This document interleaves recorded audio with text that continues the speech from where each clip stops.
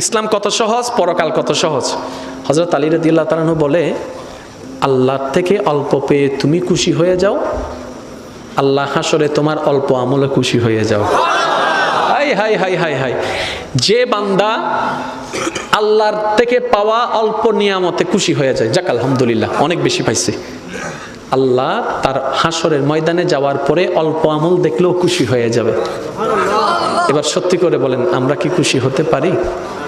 সত্যি করে বলেন, আমরা খুশি হতে পারি? পারি না বলেই আজকে আমাদের জীবনে এত দুঃখ, এত কষ্ট। আজকের মাহফিল থেকে চলেন আমরা একটা আমল শিখার চেষ্টা করি, বুঝি না বুঝি, পক্ষে বিপক্ষে, শত্রু হোক বন্ধু হোক, দিন হোক রাত হোক, ব্যথা লাগুক সুস্থ লাগুক, যেমন তেমন, শুধু জবানে একটা জিনিস থাকবে, আলহামদুলিল্লাহ আলহামদুলিল্লাহ আলহামদুলিল্লাহ আলহামদুলিল্লাহ আলহামদুলিল্লাহ, পাইলেও আলহামদুলিল্লাহ, না পাইলেও আলহামদুলিল্লাহ।